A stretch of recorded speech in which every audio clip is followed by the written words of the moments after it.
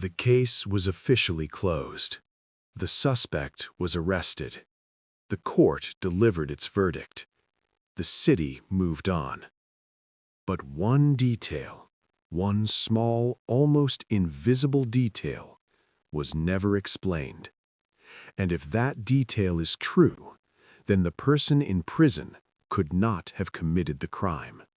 Tonight, you are about to hear the story of a murder that was declared solved while the truth was still walking free. This story begins in a quiet American town. Not the kind of town you hear about on the news.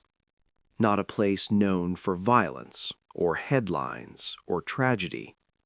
It was the kind of town where mornings started slowly, where the same cars passed the same streets every day, where people recognized each other, even if they didn't always speak. Front doors were often left unlocked, not because people were careless, but because they trusted their neighbors. In this town, crime was something that happened somewhere else, somewhere far away. Murders were almost unheard of here, and when they did happen, people talked about them for decades. Pause. Life followed a routine. Local stores opened early. Coffee shops filled with the same familiar faces. Children walked to school without fear. Police officers spent most of their days handling noise complaints, lost pets, or minor traffic violations. Serious investigations were rare, and homicides were almost non-existent. Pause. That sense of safety created a dangerous illusion. The illusion that nothing bad could ever happen here. Pause. But on the morning of October 12th, that illusion shattered. It started with sirens. Not one, not two, but several police vehicles speeding through streets that had never seen that kind of urgency before. Pause.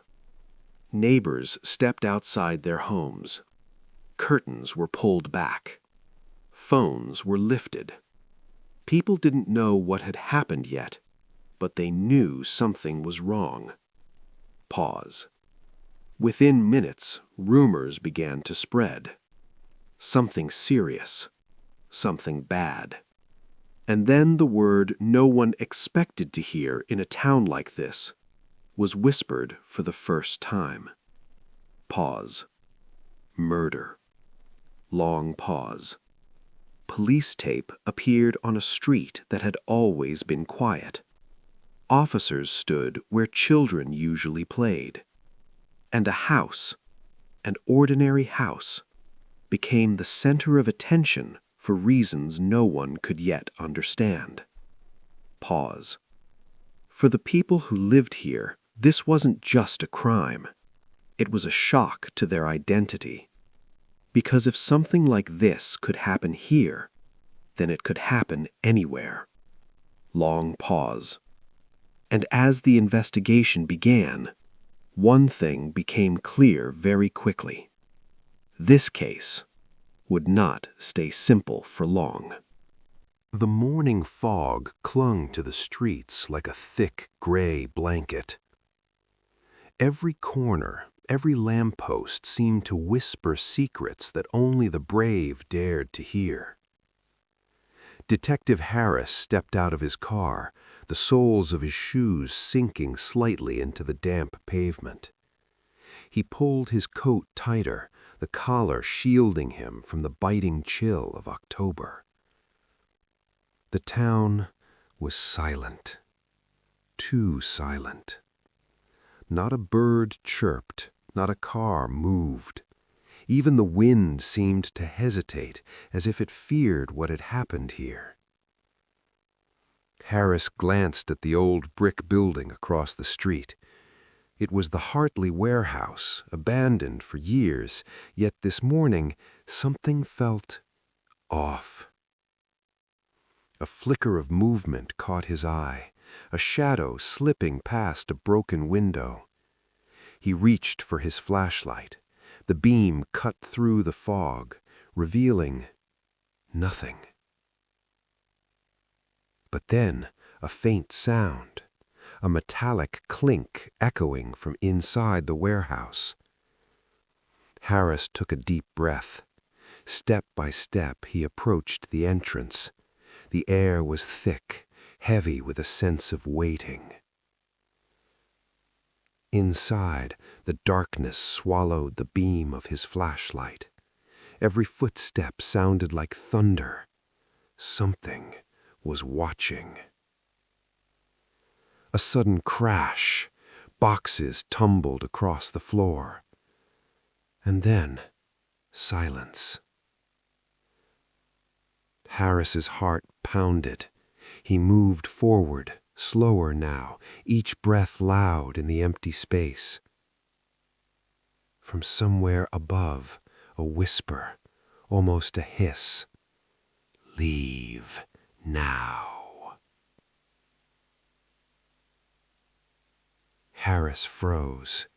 No wind, no one, just that voice echoing in the dark. He shined his light up the stairs. The steps were broken, scattered, but at the very top, a figure. It moved, slowly, deliberately. The storm rolled over the town, clouds dark and heavy. Lightning flashed, illuminating the empty streets in stark white. Detective Harris pulled his coat tighter, feeling the wet chill of the wind. The storm made every shadow deeper, every alley darker than usual. A distant figure darted across the street. Harris squinted, but the rain blurred his vision. He reached for his flashlight. The beam cut through the sheets of rain, catching movement. A stray cat ran across the pavement, unnoticed, but behind it, something lingered. Harris stepped closer to the alley where the figure had vanished. Mud squelched under his boots. The alley was narrow, walls slick with rain. Every puddle reflected the stormy sky like a broken mirror. A shadow shifted on the wall. Not his own, not natural. Harris froze. His flashlight flickered. From above, a balcony creaked. Something moved in the shadows. The wind howled, carrying whispers that seemed almost human. "Leave now." Harris swallowed hard. Every instinct screamed to run, but he stepped forward. A sudden metallic clang. A trash can tipped over, rolling into the street. Then silence, except for the storm, pounding relentlessly. Harris's heart raced. He scanned the rooftops, catching a glimpse of movement. The figure moved again, deliberately, watching, waiting. The warehouse was silent now, but the storm outside raged on. Rain hammered the rooftops, mixing with the distant rumble of thunder. Detective Harris moved cautiously, flashlight sweeping across broken crates. Shadows danced across the walls, exaggerating every corner. A faint smell of smoke hit his nose. Something had been burning, recently. He found a door at the back, old and rusted. The handle rattled as he tried it. Inside, a spiral staircase led down into darkness. Harris hesitated. He descended slowly, every step echoing through the narrow stone passage. The air grew colder. At the bottom, the walls were covered with old newspaper clippings, headlines about missing people, unsolved crimes. A photo fell from the wall. Harris picked it up. The face staring back was familiar. The shadows in the room seemed to shift, not with the wind, but as if alive. A soft scratching sound came from the far corner. Harris aimed his flashlight. A hidden door in the wall opened slightly. Something or someone was inside. Harris approached, heart pounding. He could see the faint outline of movement beyond the crack. Then a voice whispered, low and urgent, "You shouldn't be here." Lightning illuminated the room for a brief second. Harris froze. The figure behind the wall stepped forward. Not human, or at least not entirely. Everything Harris thought he knew about the town was about to change. The storm outside echoed the storm rising in his mind. The figure stepped fully into the dim light. Harris could now see it clearly. Its eyes glowed faintly, unnatural, almost inhuman. A chill ran down his spine. "You don't understand," the voice hissed. "Everything you know is a lie." Harris gripped his flashlight tighter. "Who are you?" he demanded. The figure laughed softly, a sound that seemed to echo inside Harris's skull. "Long ago," it began, "this town made a deal, a secret pact to protect itself at a cost." Harris's mind raced. Missing people, unsolved crimes, it all made sense now. "You're the first outsider to see this in decades," the figure continued, "and I'm not sure you'll leave alive." A sudden tremor shook the underground room. Dust fell from the ceiling, and the walls seemed to groan. Harris's flashlight flickered. The figure moved closer, slowly, deliberately. "This is your choice," it whispered. "Leave now or join the others." Harris's heart pounded. Every instinct screamed at him to run, but his curiosity anchored him in place. Lightning struck again outside, illuminating the figure fully. Its face, half human, half something else, stared into Harris's soul. The room grew colder. Harris felt time stretch, every second dragging like an eternity. And then, a sudden noise from above. The stairwell collapsed. Harris was trapped. The figure smiled. "Now you'll see everything." The basement door creaked as Detective Harris pushed it open. Cold air rushed out, carrying the scent of damp wood and old metal. Dim light from his flashlight cut through the darkness, revealing crates stacked haphazardly against the walls. Shadows danced across the floor as if alive. A soft whisper echoed. Harris froze. "Who's there?" he called, his voice shaking slightly. No answer. Only the whisper returned, just beyond comprehension. He stepped cautiously, the wood groaning beneath his weight.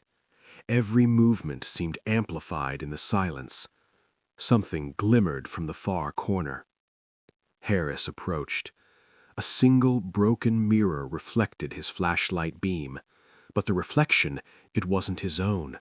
A pale face stared back, eyes wide, mouth opening without sound. He stumbled back, hitting a crate. Dust puffed into the air. Another whisper, closer this time. "You shouldn't be here." The crates shifted. Something, or someone, was moving in the darkness. Harris raised his flashlight, but the beam flickered. Then, darkness. Complete darkness. A cold hand brushed his shoulder. He spun around.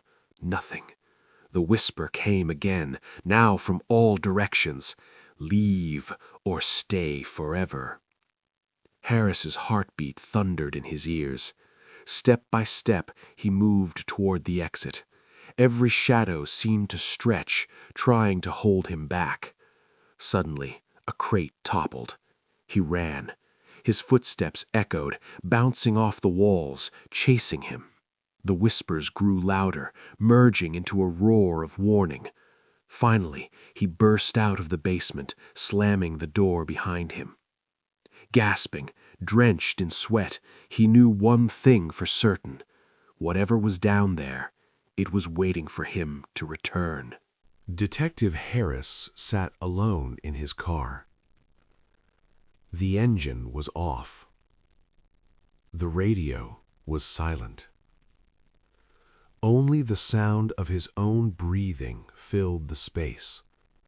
Slow, uneven. He stared at the warehouse in the rearview mirror. From the outside, it looked ordinary again. Empty. Lifeless. But Harris knew better. He reached into his coat pocket. His fingers closed around something cold. Metal. The object he had picked up in the basement. He placed it on the dashboard.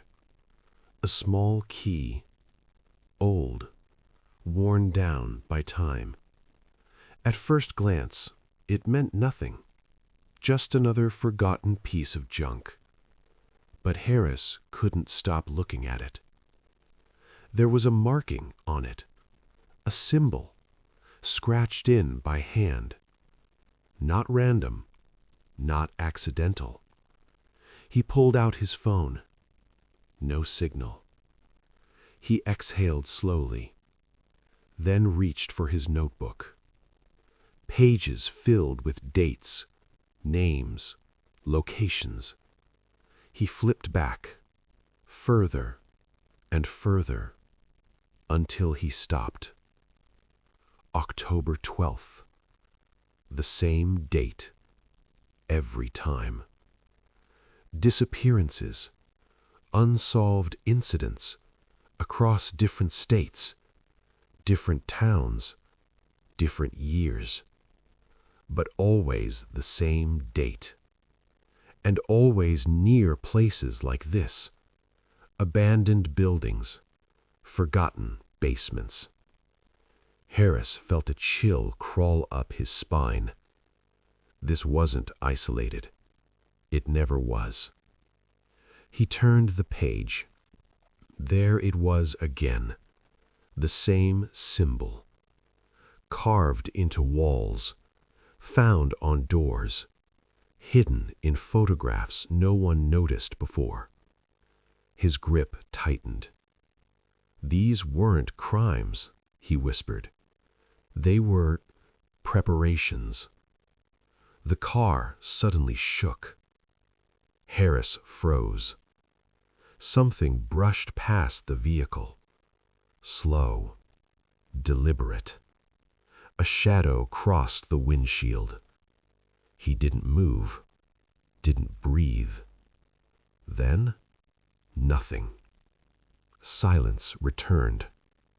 Harris forced himself to look up. The warehouse lights flickered once, twice, then went dark. His phone vibrated. One notification. A message. No sender. Only 3 words. You remembered too late. Harris swallowed hard. This wasn't haunting one town. It wasn't following one person. It was moving, waiting, and now it knew he understood. He started the engine. As the car pulled away, the symbol on the key caught the light one last time. And for just a moment, it looked fresh, as if it had been carved today. Detective Harris thought he understood it now. Patterns always brought comfort. They made chaos feel controlled, predictable. He believed the symbol was a warning, a signal left behind by someone trying to stop what was coming. In his mind, the pieces finally fit. Abandoned buildings, October 12th, the whispers, all signs of a group, a cult, people hiding in forgotten places, people who believed they were chosen. Harris drove through the empty streets. The town slept peacefully, unaware of how close it had come. He convinced himself the danger was contained, that whatever had been inside the warehouse was tied to the past, old rituals, old beliefs, nothing that could survive daylight. At the station, files were laid out across the table, maps, photographs, red circles drawn with a shaking hand. He marked the locations, every town, every building. Too neat. That should have been the warning. But Harris didn't see it yet. He labeled the case, organized activity, human involvement. The relief was almost physical, because monsters are easier to face when they wear human faces. Outside, the sun began to rise. Light poured into the streets. Shadows retreated. The town woke up. And for the first time since October 12th, everything felt normal again. Almost.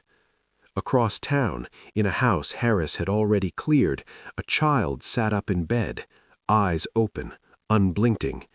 The same symbol was carved into the wood beneath the mattress, fresh. No cult had been there, no group, no ritual. The conclusion Harris trusted was wrong, because this thing didn't need believers. It didn't need witnesses. It only needed time, and it had plenty of it. Detective Harris didn't sleep that night. The image of the symbol stayed with him. Not the one in the warehouse, not the one on the key, the fresh one, under the child's bed. That was wrong. Everything about it was wrong. He sat at his kitchen table as dawn crept in through the window, coffee untouched, files spread out again. This time, he didn't look at locations. He didn't look at dates. He looked at timing. Every incident happened when people believed they were safe. Morning, early evening, moments between fear and attention. Never at midnight. Never during storms. Not when people expected danger. That's when it clicked. "This thing doesn't hide," Harris whispered. "It blends." He drove back into town, past houses he had already cleared, past faces that smiled and waved. Normal people. Normal lives. Too normal. He stopped near the elementary school. Children's drawings covered the windows, bright colors, happy shapes. And then he saw it. In one drawing, hidden in the background, the same symbol. Not scratched, not carved. Drawn. By a child. Harris's breath caught. He stepped inside the school.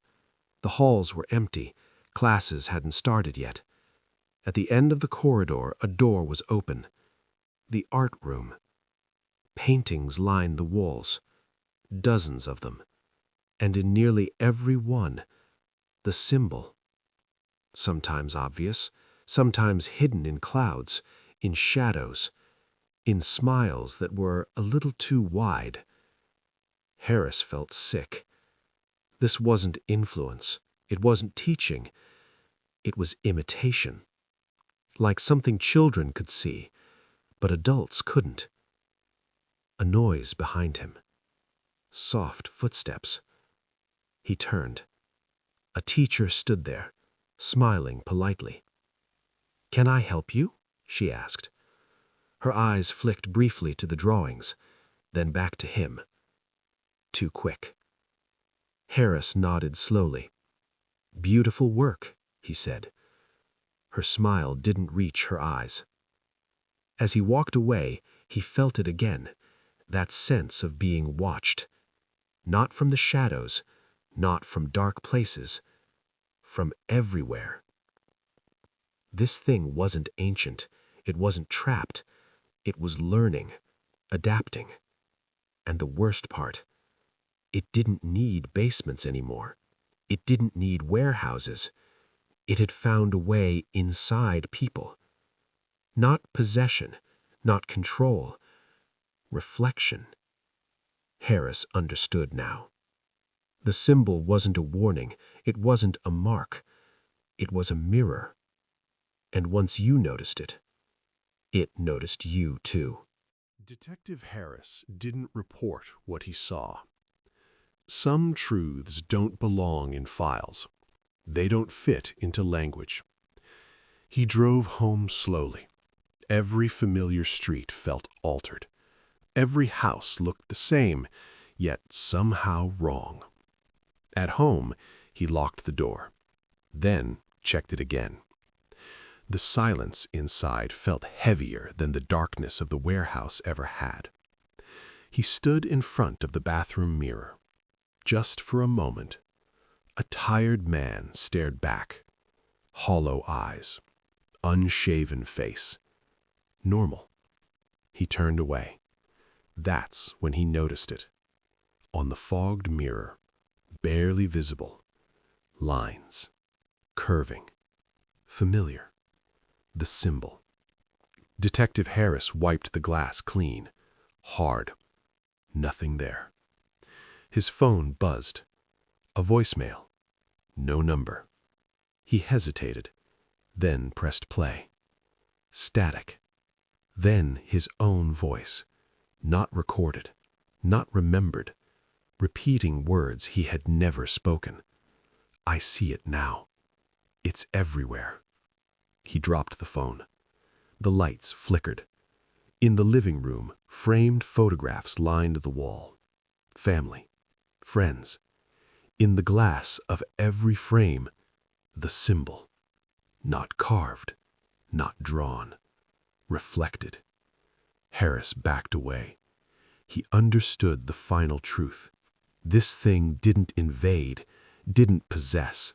It appeared when you recognized it. Awareness was the doorway. Fear was the invitation. And belief made it permanent. Outside, the town went on as usual. Cars passed. Lights turned on in windows. People living, laughing, unaware. Harris sat down slowly, eyes fixed on the mirror. Because now that you've heard this story, you've started looking too.